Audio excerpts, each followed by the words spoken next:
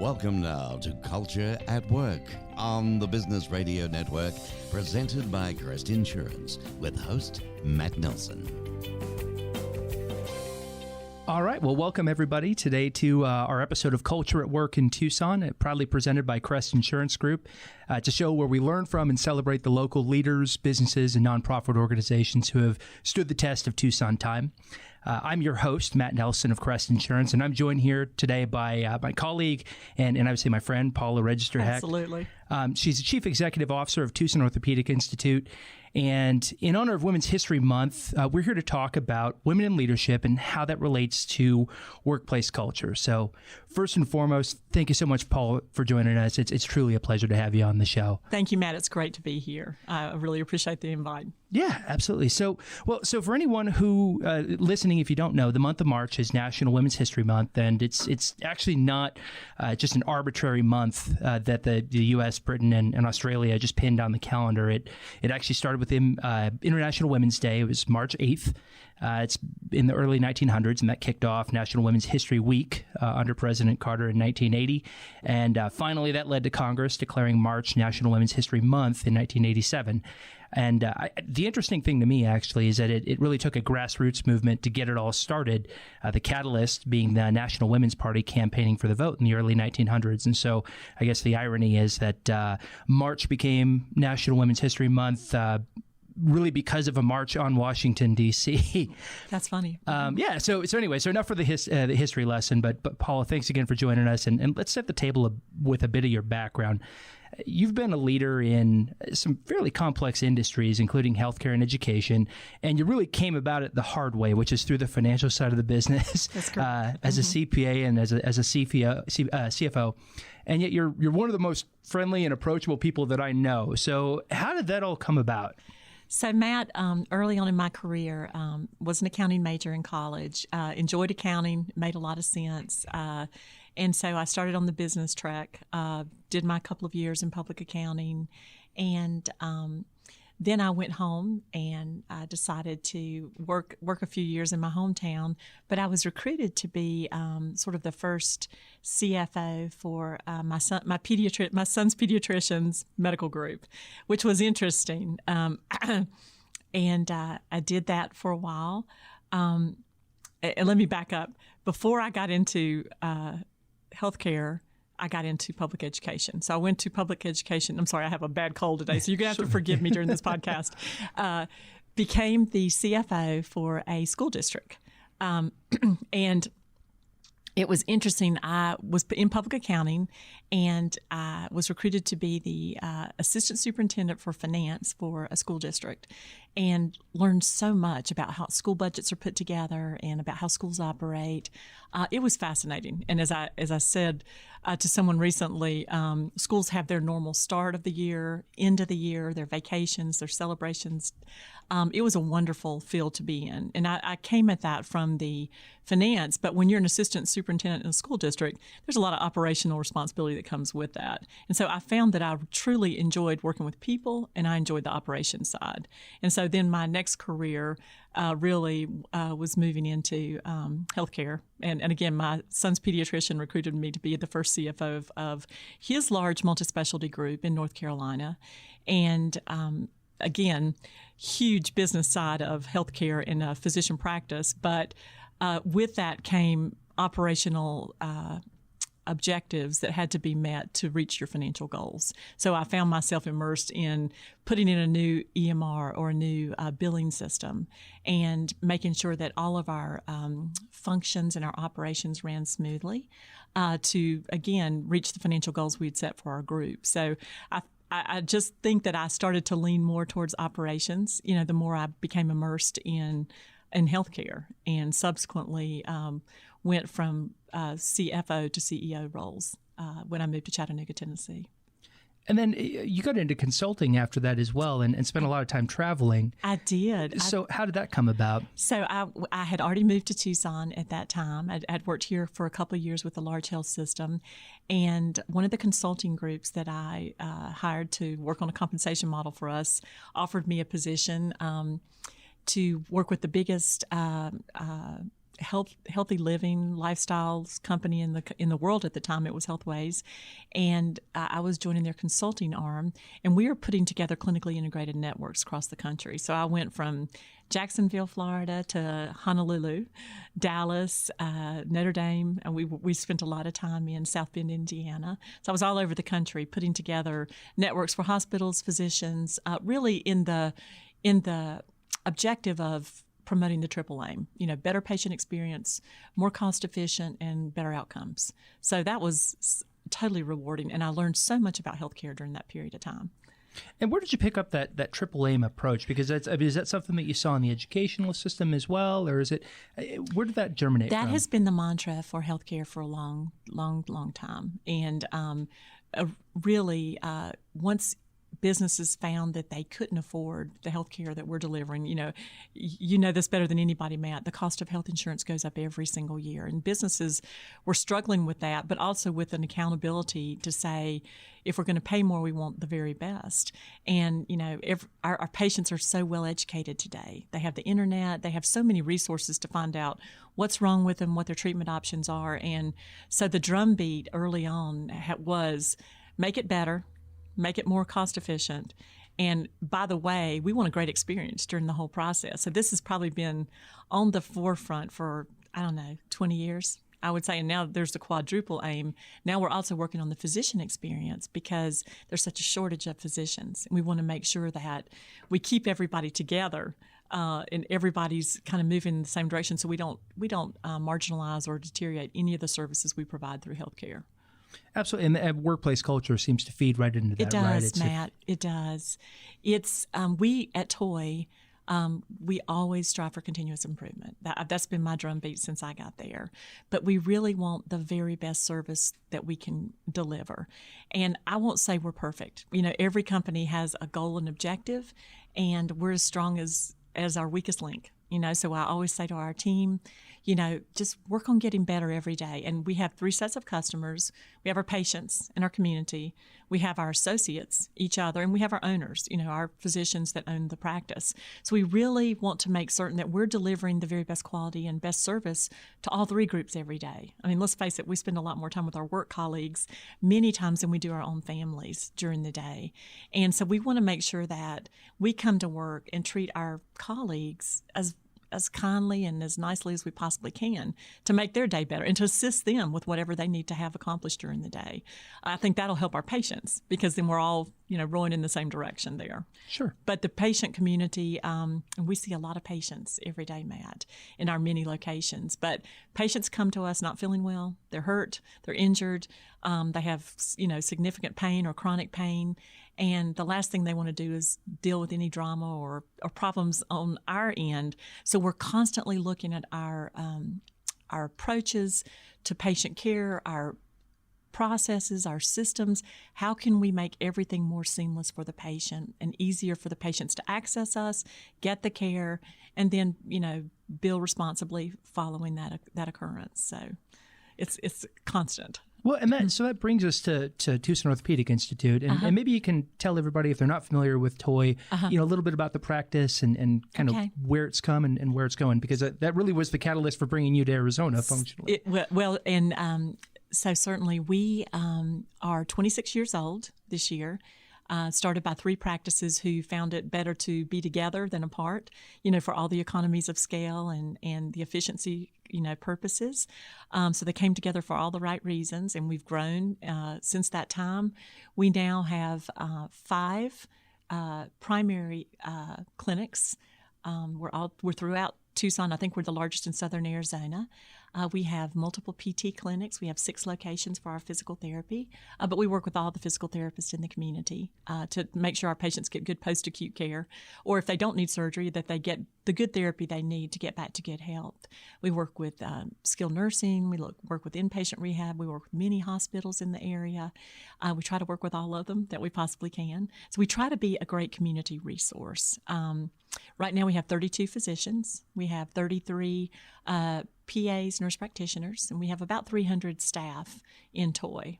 And they're great. They're just great. Well, and it's funny because you were talking about continuous improvement. And so those who are listening, you can't see in front of me, but I've got a magazine that when Paula was still relatively new, I guess, in Arizona, there was an article in Biz Tucson. And you talk about continuous improvement, this idea of, hey, let's get 1% better every day. Absolutely. And there are two things that stuck out with me, and it comes from your time in Hawaii.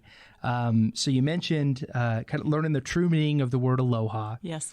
And then, and if I butcher the phrasing of the word, correct me. But there's a phrase kino ole, which is a Hawaiian word for flawlessness. And then later on in the article, there's an example of you looking at the lobby in one of your facilities and recognizing that the patient experience wasn't great because of some operational and some logistical challenges with layout and people waiting in line and things like that. And for me, I guess it's impressive and also nice to hear that somebody as high as the CEO of the company walks into the front doors of their operation and says, let me ask myself how this patient experience is going. If I was standing in that line, how would I feel about that? And so can you share a little bit about kind of how those concepts relate to the way that you approach things from a continuous improvement perspective at Hawaii? Absolutely. I had the benefit early on in my career when I was working with Catholic Health Initiatives to go through Quint Studer training, and it's really about service excellence. And the Studer approach really is it's everybody's job every day. So if you see trash on the floor, stop and pick it up. If things look askew on the tables as you're walking in the waiting room, straighten it up. Help somebody when you're walking along. Get them, do some wayfinding. It's everybody's job to make everybody feel welcome in your house. And until in our clinics, that's our house. And so for me, I don't like long lines. And if people are less than ambulatory, they have hurt feet, knees, arms, and they're in pain, they don't want to stand in a long line to wait to get to their appointment. So we've done this twice now in 2 different offices, logistically changed our check-in approach to make sure we have more staff available for people to check in and that we're more efficient. We're working on technology every single day to make the pre-check-in process more electronic so that people can come in and just sort of be ready to go. But we did remodel our biggest offices on the campus of Tucson Medical Center, and that's our East office. And we remodeled and really put our team in the waiting area where the patients were, because we were kind of tucked off away from the patients at that point. But now we're right in the middle of our patient waiting. So if anybody needs anything, they can get right to us. And you can enter from both sides of the office. And it makes it much easier, much more accessible. And I think that our patients appreciated that. I don't like long lines, and what that does, if you're in a long line, it backs up the whole treatment process. So they're waiting in line, they're not getting back to see the physician or getting their x-rays or any other, DME or treatment that they would possibly need. So we took a look at that. Sometimes you'll catch me sitting in the waiting area watching people and watching how things are working. We just recently added some pediatric, kid-friendly waiting area furniture and things for our children, because we do offer pediatric services at our locations. And from time to time, the offices, they look a little beaten up. So we have to do new flooring, new painting, things like that. And we remodeled our front office at our Northwest office for the very same reason. So we try to look at it. We add more x-ray when we have more patients, so patients can get through that process quickly. But it's important, Matt. I mean, if your patients aren't happy, they don't want to come back. And you want a great patient experience, because a happy patient will tell a lot of other happy patients. An unhappy patient will probably tell 2 times that amount. And we know that. Sure. We know that. So we now reach out after every visit. If you come to see us, you'll probably get a text or an email with a picture of the provider to say, hey, thanks for coming in today. If you have any concerns or any problems, give us a call. This is who to call, because we want to know. You can never get better unless you know what went wrong. Yeah, it makes sense. Well, it's so kind of jumping back to really Women's History Month and kind of the role of women in leadership. I mean, healthcare is one of those industries that, certainly healthcare has a high female provider population. But when I think of healthcare leadership kind of over, let's say, the last 20, 25 years, it doesn't jump off the page to me that there was a ton of women in leadership roles throughout the various health systems around the country. And so how has that changed throughout your career and even maybe across industries as you've kind of migrated from education to managed care organization to provider side, or actually provider side to managed care and then back to provider side? Maybe contrast a little bit about what your journey has been like as a woman really kind of rising fairly quickly through the leadership ranks. Yeah. I mean, you're in Becker's Hospital Review. I mean, you're famous. I'm actually quite honored to be sitting across the table from you. You know what? I have been very fortunate in my career to make the right connections at the right time. But it's funny, Matt, when I first got out of college and I was a young CPA, I remember being in an office with mostly men. All men accountants, they are in the leadership positions. They always treated me with the utmost respect and kindness and, quickly promotable. When I left that and went into education, mostly male principals, but there were a lot of females in education at the time. So, I mean, the fact that I was an assistant superintendent at that time and a young woman was probably, relatively novel at that point in time. But again, I was always treated with dignity and respect. And then into healthcare, my first foray as a leader in the biggest health system I ever worked for, all the managers were men, and I was one of the only women. But I never felt that I was treated differently. I think I was always treated with kindness and respect. I didn't have bad situations that I came upon. And I think what I found out is that it's sort of how you conduct yourself. If you are looking for an issue in anything in life, you're probably going to find it. Sure. But if you approach everything with, I'm going to assume that I'm going to be treated with dignity and respect, and look for that, I found it. And I certainly would call it out if I didn't find it. But I think that I have been fortunate to have worked with a lot of very professional people, some of the smartest people I've ever met in my life. Consulting team I worked with for 3 years, smartest, and that was practically an all-male team. Smartest men I've ever worked with in my life. And we started to get more female consultants on my team. But then consultants are usually by expertise. That's how they join a team. So I felt like I was among colleagues that were all working for a common vision. But today, and it's funny, when I was in Chattanooga as a vice president and CEO there, I remember hiring physicians for our group. We had about 130 physicians in that group. There was a point where we had more women physicians in our group than we did men. And so I even though there's always that the balance that we're all looking for in life, I do feel like I've worked in industries where there have always been a great representation of females and a good representation of female leaders. I think if you're a female, the world is wide open for you today. Be smart and do all the right things for the industry that you're wanting to go for, and the doors will open for you. I have never personally felt any bias in that direction. That's good to hear, and especially when you look at it over a time series, because that's, one of the things that we seem to be really kind of looking at and taking a deep introspective look. And there are obviously some just logistical challenges. I'll use motherhood as an example, right? Absolutely. That you have to manage through when you're building a workplace culture, right? Mm-hmm. And I think about, I'll use, my mom is my hero, right? Mine too. Yeah, my father passed when I was very young. And so, I was raised by a single mother. I was one of three. And so, she worked incredibly hard. Mm-hmm. And so I look at that now as a father to a 4-year-old, and I'm fortunate. I'm married way over my head. And my wife does a fantastic job of really managing our house and taking care of our daughter. And I can't imagine trying to do that on my own. But even if it wasn't on my own, I just think about all of the pressures that you get pulled in, just professionally. Yes. And then you add on trying to be a mother and that sort of thing.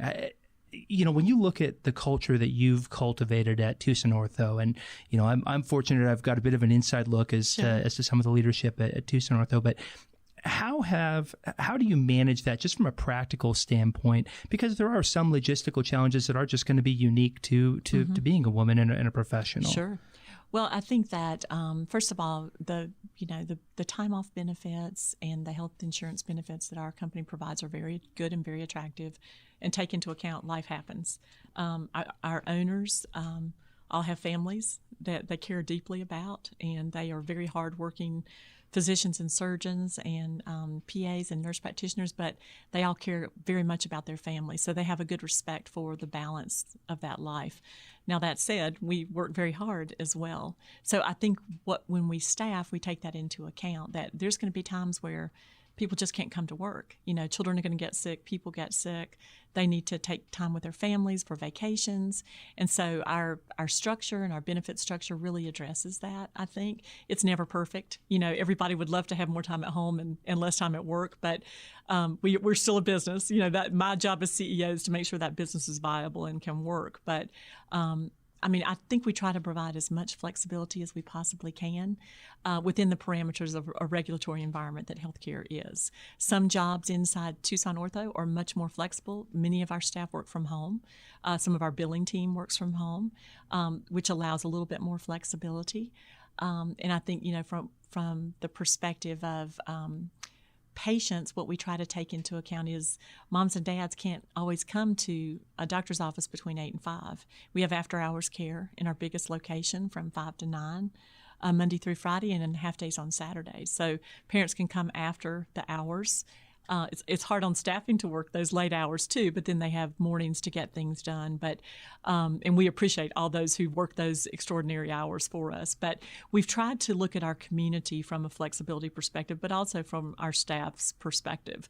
And I really do care deeply about every member of our team. My favorite management quote is, "People don't care how much you know till they know how much you care." And I think if people truly believe you care and that they can try to work with you within the boundaries of our company policies and procedures, then I think it creates a great workplace. I really do. We always try to, role model having it all, but that's harder math than it seems. My greatest admiration to any woman who is first a great mom, a great wife, a great person. And then you add on the leadership role to that. And we are juggling a lot of balls, but I would say fathers do the same thing. My husband is a busy anesthesiologist, but he's an amazing father too. And he's an amazing husband. So let me say that. So as men and women in our community, we are asked to spin a lot of plates and do a lot of things. But I think moms by nature are real total caregivers, and taking care of our kiddos is always probably number one. It was for me. It was always been number one, and I know that happens with our own staff, and I respect and appreciate that.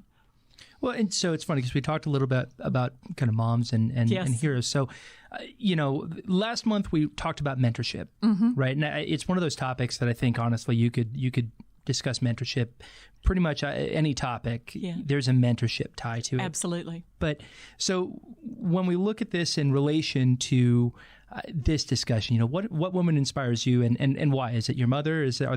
Were there professional mentors that kind of coached you along the way? How did Paula come to be Paula? Well, I will say this. My mother and my grandmother, very Southern. You can probably tell by the accent. I'm pretty Southern. Always gracious, always wanted to take care of people. And my mom worked. She worked my whole life. And she worked, and then she came home. She cooked dinner. She helped us with our homework. She did it all. And so she made it look easy. She really did. And I admire her for that. My sister's an attorney, and she has 2 beautiful children. Her last one's about to graduate from high school. But she took time off when the kids were young and stayed home with them, worked from home a little bit, then went back to work. She eased back into it. She made it work for her family. So those are 2 of my, if I had to say, my role models or my heroes. My mother and sister are totally that. But I have seen so many women throughout my career, Matt, and just to call one, maybe in history and in national leadership, women who are passionate about their causes, they're passionate about their family, and they juggle it all. They just juggle it all, and they're good people. Those women stand out in my mind. We were talking this morning about our chamber, Executive Director Amber Smith, and I have such respect for her as a young woman and young family. She's doing great things for our community.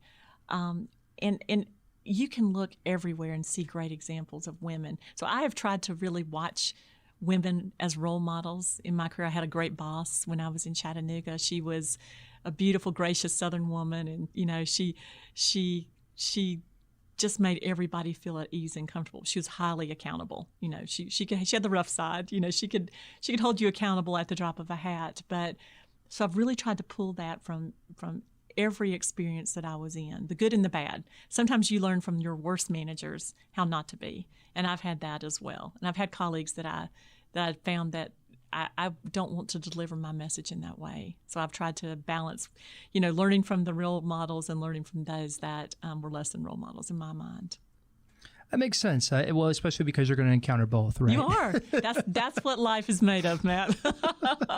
So, something that we've talked a lot about, and it actually wasn't a planned question, but we've talked a lot about it. And as we were talking, it just, again, it seems apropos, as it were. But so we talk a lot about community, right? So the Tucson Chamber is a great example of an organization that's really at the intersection between business and the community. And oftentimes those are talked about like they're separate entities, when in reality, I mean, we're a community comprised of people, much like a business is an organization comprised of people. And I know Tucson Ortho is very active in the community now. I tend to have hobbies that involve breaking bones, so I see your lot. I'm a mountain biker and a cyclist and stuff like that.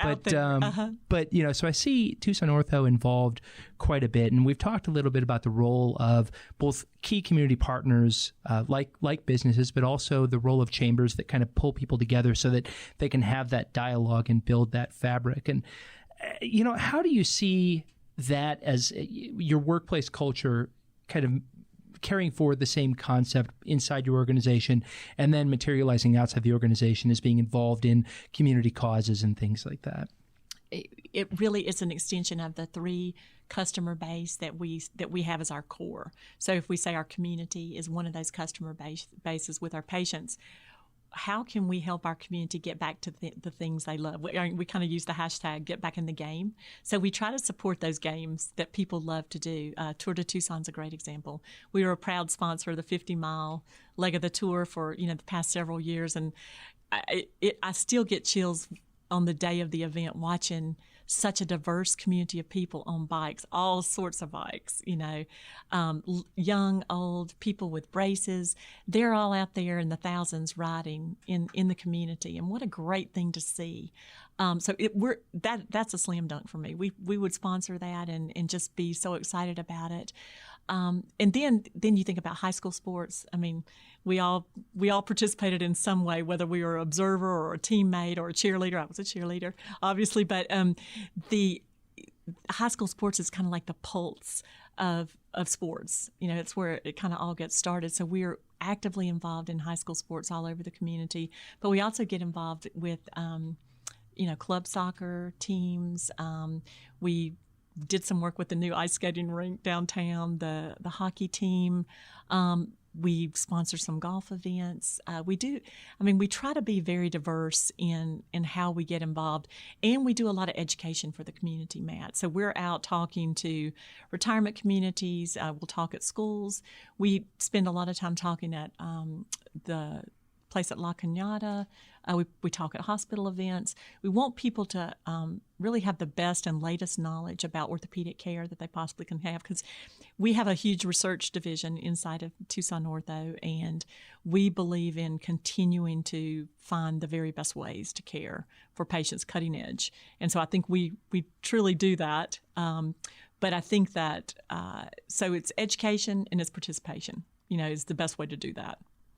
Makes sense. And so for those of you who might be just joining us, this is Culture at Work in Tucson. I'm your host, Matt Nelson. It's a show proudly presented by Crest Insurance, your hometown insurance broker. And my guest today is Paula Register, Chief Executive Officer of Tucson Orthopaedic Institute. So we'll pick it back up. We talked a little bit about education. And, if there's somebody listening right now that, they're hearing your story, and they're saying, you know what, that's who I want to be. That's who I want to model my life off of. I want to do that. How do I be that person someday? What advice would you give to that person? That's a good question, Matt. I had this conversation with someone on my team the other day, and I said, how I got where I am today was a pretty circuitous route. And sometimes I think I stumbled into great scenarios to get where I am. If you'd asked me as a young girl what I was going to be, it would have been a wife and a mom. That's all I ever really wanted to do. But I knew I wanted to be a participant in my family's household, and went to college, and but didn't really determine my career path until after college and through life experiences. But what I would say to someone today, and I said this lovingly, is imagine the life that you really want to have and live. Imagine your best life and all the things that it takes to live that best life. If you want to have a ton of kids, and take care of all those children, think about how the career will fit into that life, and with your marriage, marriage or no marriage, whatever your choice is. But imagine your personal life, and then imagine your business life and how they can be most compatible. And it might not be easy, what you choose, but imagine that, and then go after that from an education perspective, from a location perspective, where you might find the best opportunities. Meet as many people as you can that are in that role and in that business. And spend time and see if you actually like it. Because it would be easy to say as a young person, well, gosh, I want to be the CEO of a company, but I had no idea back then what it actually entailed, or the sacrifices that you have to make to do that. There's probably not many vacations or times away from the office that I'm not thinking about work too. It's hard to dissect it from your personal life and your work life, and make no mistake, I've done some amazing fun things in my life personally, but it is a huge commitment. So I think you have to go into anything that you want to do with eyes wide open and understand what it takes to be successful. Lots of hard work, lots of flexibility, and lots of willingness to learn from people, as I said, the good and the bad. That would be my strongest advice to anybody. You can never go wrong getting your education. Continue to learn every single year. I've spent every year of my career going to conferences, getting further education. At Tucson Ortho, we've read a book every year, a management book or a lifestyle book that really helped us be better leaders. And from things we've learned from Navy SEALs about how to be better teammates and how to rally together. We've learned we read The Way of the Shepherd the first year I was there, local celebrity, local writer there. But just keep learning every single day, and reading and observing amazing leaders. That would be my best advice. What do you think about this idea of continuous improvement and continuous education? Right, it really seems to speak to kind of leading a life that's a bit disciplined, quite frankly. Yeah. How do you find yourself, especially with everything that pulls you in every possible direction, right? What is your routine that kind of keeps you moving on that direction so that you can stay disciplined and continue to develop? Because it's very easy, of course, to kind of take your foot off the gas pedal and coast. Yeah, there's no question about it. Well, a funny thing, and then I'll tell you how I keep my work-life discipline. I read an article probably a year ago from a military leader who said, make your bed every day. You complete one task, and then it's easy to do it the rest of the day. It's true. Have that personal regimen that gets you in the game and gets you up and going every day. So I try to make my bed every day. If I don't, I'm having a bad day. I try to take care of my house like I take care of my work as well. Because if I come home and things are neat and orderly, that makes me a better person, on a daily basis. So that's my little weirdo thing about Paula. But from a work perspective, it's watching the numbers. So I firmly believe every leader has a number that they need to look at every day. In our business, we watch a lot of different numbers. We look at the number of phone calls coming into our business every day, and how long someone had to wait on the phone, how many calls got dropped. That's important. It is important. Have you ever stayed on the phone with the IRS? You know how long it takes sometimes to get through. So again, if you can't get through to me, you're probably not going to come in and see me. So I pay attention to that. We look at the number of patients that are coming through the door at each office every day, because that tells us how many people we should have staffed there, what we should expect for the day. If it's a 500 patient day in one of our clinics, it's going to be a busy day. So all hands on deck, everybody be watching, what's coming through the door. We look at our billing. We look at our encounters that need to be coded on a daily basis so we can keep our cash flow moving in an appropriate way. I look at patient satisfaction every single day as well. I take joy in the wonderful stories or kind emails or texts that we get relative to good experiences. And I take personally the dissatisfied patients and what went wrong, and how can we do it better next time. So, you just have to stay with the pulse of the organization in every area.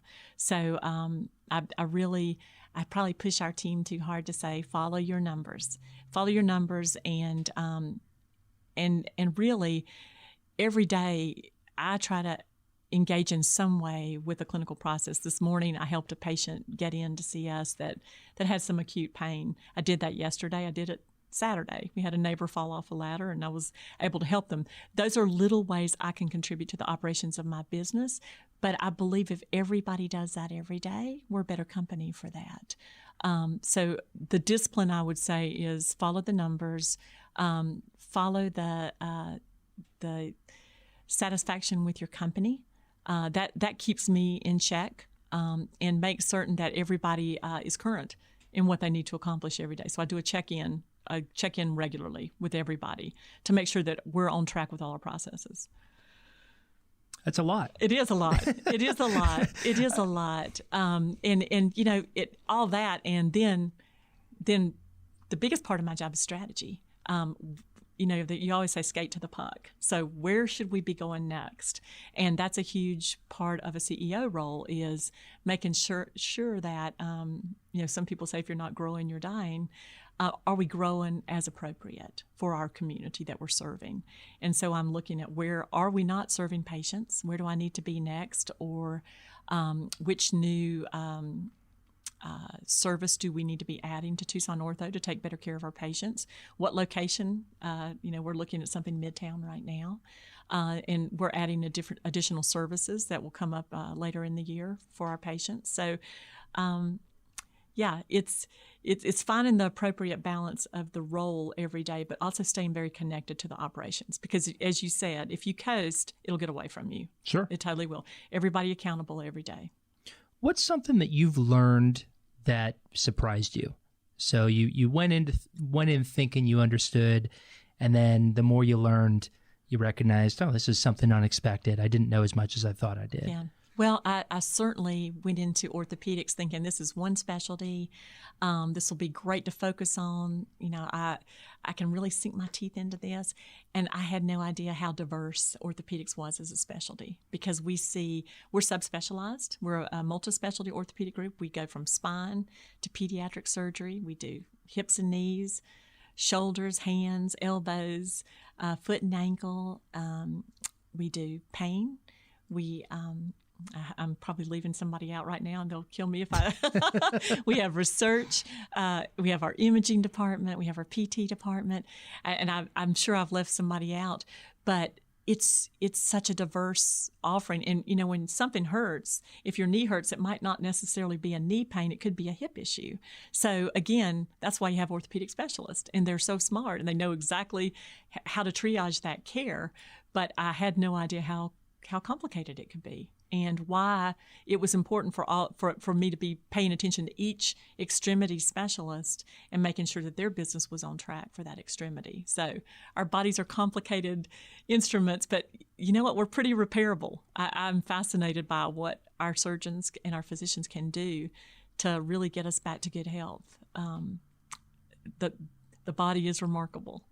Well, and you actually, I think this is almost like the CEO's dilemma, right? Which is, so you're in a leadership role, yes. And in your case, you're leading people who are in a tremendously complex industry, right? Yes. Tons of specialized knowledge, and so like you're not an orthopedic surgeon, and yet you're leading people who are subspecialties of orthopedic surgeons. Yes. So from a leadership perspective, how do you establish a culture and kind of get to that point where you can lead people, even if they have a specialty knowledge that is completely different than or deeper than what you might know? And how do you build a coalition around that with your culture and the way that you approach people? So I think that start with respect. Have greatest respect for the knowledge that each surgeon brings to the table, and create a governance structure that's made up of committees. So, people with the greatest area of expertise and quality, and promoting great outcomes come together. They lead their teams by example.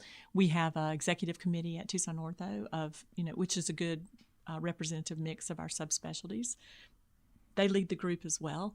And then we have leaders within the organization, some clinically trained, some business trained, that bring different levels of expertise to the table.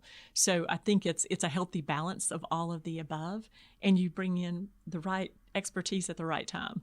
Back to the Hawaiian, the kanole, right place, right time, right person, the whole 9 yards. Everybody has a role at a certain period in time. And so, again, and we're organized in teams. The physician is kind of the captain of the team, but, he'll have a medical assistant, a surgery scheduler, appointment scheduler. We might have a cast tech in that team, a coder, a biller. Everybody that works around that surgeon to really make that a good experience for the patient. And then we have all our support teams, like our accounting, HR, the billing teams. Everybody works in tandem to make that team very successful. And again, a constant work in progress now, Matt, because it's a very difficult labor market here in Tucson. To get. We always try to, on our team, we try to say we're trying to find the unicorns, people who are just magically special, that can work at Tucson Ortho and really make a difference, because the right person can be such a game changer for us. But I think that with that high level of training and expertise from orthopedic surgery, we always bring our physicians in and our surgeons in for that direction, for that strategy and strategic direction for the company. So when you try and describe, and it's funny you talk about kind of Tucson and looking for unicorns. So I didn't always live in Tucson. I grew up elsewhere, as you did. I traveled around a little bit. Yes. And there's a reason why I live here now, and I've stayed here, right? And so I've had people ask me, how do you describe Tucson? And so how do you describe Tucson when you're talking to somebody from back home in North Carolina or anywhere else you've been, and they ask you, well, what's Tucson like? How do you describe it? How do you describe the community? What do you think, for example, that people should know, and where do you think Tucson can get better? Well, I say that I never expected to stay here, and I've been here 10 years now. I never expected to come from the South, where I had all those flowers and trees, to the desert. But I find it unexpectedly magical. It's wide open spaces, beautiful stars, beautiful landscapes. Things bloom when you least expect it. And the weather's much nicer than anybody can imagine. We don't have nearly as much rain as we had back in Chattanooga or North Carolina. We experienced some of the best weather in the country. Nothing remarkable except for the heat, and it's a dry heat, as we all laughingly say that. But I will say that people come here for a lifestyle, and I think it's a little more relaxed pace than perhaps what I experienced on the East Coast. I think people take joy in nature and being outside. All the vitamin D is probably great for us. I know I feel a lot happier all the time than I probably did with all the rain and the snow before. But I think that that really it is it's a kinder, gentler community way of life. Not that we don't have our stresses and our anxieties here, but it is a little bit different pace. Pace is probably a good word for that. And the way Tucson can get better. Grow appropriately, respect our resources. Water's obviously a resource that we all have to respect, and the environment, and be good to our community, be good to nature, and grow in a way that will really help our communities thrive and grow.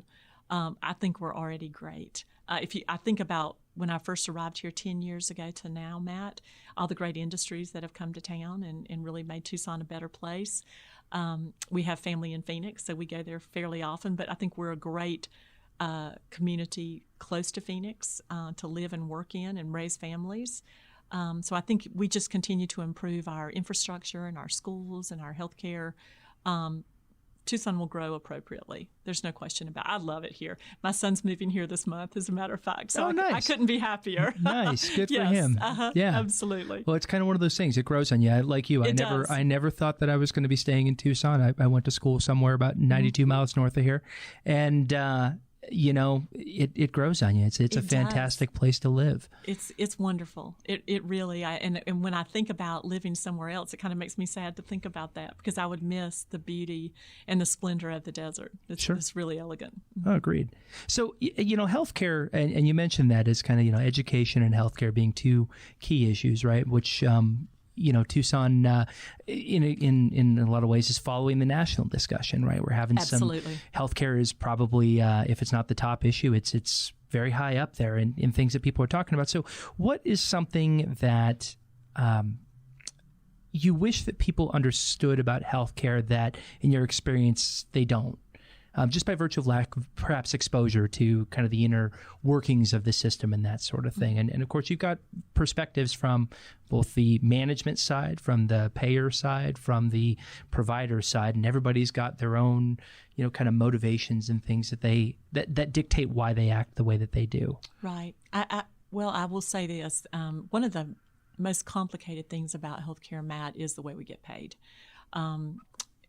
People have health insurance, and that until you need it and you start utilizing it, you don't realize how complicated it is. Unlike going to the grocery store and buying a loaf of bread, everybody's going to pay the same price for that loaf of bread. But in healthcare, and the folks on our end who have to work through that, when you walk in the door and you offer your insurance card or not, we have to think of hundreds. We have hundreds of different ways that people walk in the door to get paid, and not every visit costs the same thing for every health plan. So it's quite complicated.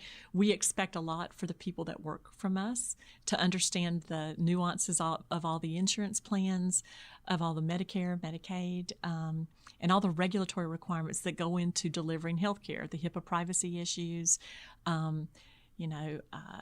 making sure that your medications are current, and it just, we ask a lot of questions because we have to take good care of you. So I think that it seems like a pretty easy, I'm going to go to the doctor, make me better, but behind the curtain, everything that we're doing is so complicated. I would just ask for their patience and their understanding as we try to navigate through that, because we have people of all education levels that work with us. And as I said before, it's a very difficult labor market, not just here, across the country. I think that's a good thing for the United States, that we have a lot of jobs that demand good skills. There are no easy jobs in healthcare anymore, Matt. It's like stand on your left foot and juggle 3 balls to do your job every day. Everybody's doing that. And so I think I would ask people to understand that it is quite complicated, and we're not always going to be perfect. Mistakes are going to be made, and because we work with human beings, and human beings are not perfect. And so if a mistake is made, I always approach things that I think people always have the very best of intentions until they prove me wrong. So if we've made a mistake, please allow us to correct it. That's what we would like to do. If people are intentionally making mistakes or continually making mistakes, they're probably not in the right job, for that role. But I would say that for the most part, everybody does a great job every day. But it is complicated, and sometimes, a mistake can be made. But I think that the payment system is one of the most complicated things. And then I think also just how broad the treatment offerings are for people to understand. Everybody's different. So just because your neighbor had maybe a joint replacement and went somewhere after the joint replacement, that might not be the right treatment regimen for you. So our doctors will treat the patient, not just a type of injury. They're going to look at you as a person and try to determine what's the very best protocol and treatment regimen for you. So those are 2 things that I think are super important for people to remember in healthcare. I think, the way you describe patience, patience and kind of leading from a position of giving somebody the benefit of the doubt. It's something that probably spans a lot of industries. I mean, absolutely. I think about education as a great example where it's, I'm certain that was, that resonated in that field as well. So when you look at like a difficult situation in your environment, I think a lot of people really, when you think about, I want to be a CEO, right? And, functionally, you see the title of a CEO, and there's I think a lot of gray area between that and where the rubber actually meets the road. And my experience, and I've been fortunate by virtue of my industry that I get to work with a lot of CEOs, and I get to see how they each approach a situation. And I think one of the things that's become apparent is that you kind of become a professional firefighter, right? No question. No question. And you're becoming a professional firefighter, and one of the other things is that, quite frankly, the fires that you're fighting, by the time they've reached your level, we're not talking about, exactly. We're not talking about small, easy to handle things. And so it seems to me that a commitment to, kind of having that grace under fire and that being able to slow a situation down and really make sure the other person feels enfranchised in that discussion. They seem like key skills. Can you think of a specific situation or something like that, really encapsulates that? So somebody really, when they say, hey, I want to be a CEO, all right, this is what that really entails when we're dealing with stakeholders within our organization and things like that. Absolutely, Matt. And that happens every day. Ideally, you want to anticipate what can go wrong and plan for it and empower your frontline folks to take care of it. In a lean world, in a lean healthcare world, you're making sure your managers are very strong and that they can put those fires out before they become a roaring blaze. And so I think that's critical to being a good CEO, is finding those people who are good at that. And also having staff who are well trained to anticipate those situations as well. We have a new marketing manager who's great. I'll shout out to Frankie. We love having him on our team, but he has been doing a newsletter for me since he started. And every newsletter we focus on customer service. We have a vignette with some good quotes from a great book that we've been reading on service excellence to make certain that we keep it front and center. And so it's everybody every day thinking about how to put out the fires and how to prevent the fires. But I think that at the CEO level, they're usually big fires. Sometimes they're just people who knew you and want to tell you what went wrong with their visit. And I'm always glad to hear that. Sad to hear it, but I learned from it. But sometimes the fires are big. So I think that one thing you have to be prepared for as a CEO is listen. You better listen and really take in all the information. There's always two sides to a story. So listen to everything that went on, and there's always mitigating circumstances for a big fire or a little fire. So, gather as much information as you can. Try not to leap to mistakes I've made in my past. I've leapt to a solution without involving the key leader in that. And so you have to make sure you involve the appropriate parties to take care of it. And be respectful to the person, whether they're angry or sad or crying or furious. Just be very respectful of. It may not seem like it was bad on your end, but it was to them. So I respect that always, and follow up, close the loop with someone to make sure that you followed it all the way through and take care of it. So I think. Having some diplomacy under fire is essential to be a good CEO. There's no question about it. Well, it's hard to believe we've been talking for almost an hour here, but yes. So I've got one last question for you. And funny enough, it was actually going to be my first question, and I was like, I'm going to save that one. So when I think about so Jimmy Carter, when he in 1980 said, "Hey, we're going to have National Women's Week, right? Women's History Week." There's a quote that I really like. He says, from the first settlers who came to our shores, from the first American Indian families who befriended them, men and women have worked together to build this nation. And too often, the women were unsung, and sometimes their contributions went unnoticed. And so as a woman in a role of tremendous responsibility, I mean, there are people who their livelihood depends on you. There are patients that, if you're not doing your job, there are consequences. What do you feel is important about Women's History Month? And really, what speaks to you about taking some time out to stop and think and recognize that in really the history of our community and of our nation? That's a good question, Matt. And I think what's important to me about that is just the recognition that, and to his words, women have always played a role in our history, whether they were the mothers of great leaders or whether they were the wives of great leaders or whether they were leaders truly in their role, early pioneer leaders, recognizing that it does take both women and men to create an amazing community. And so I think just that stop and remember where we've come from and then respect where we're going, as a community. It's not about just women or just men. It's about collaborative thinking, working together, empowering other women to be successful, live the lives that they truly want to live, and not just for the sake of being great women, but being great community people.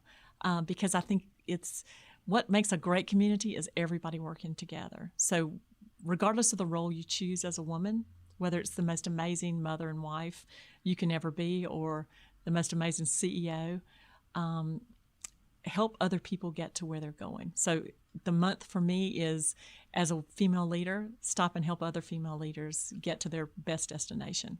And so I think for women, let's acknowledge it. Let's acknowledge where we've come from, but let's just be better every year as leaders and as community citizens. Well, I can't think of a better way to end it. Paula, thank you so much. Thank you, Matt. To everybody listening, thank you for sharing an hour of your day with us, and we look forward to catching you next month. Paula Register, Tucson Orthopaedic Institute. Thanks so much. Join Matt for another interesting Culture at Work podcast right here on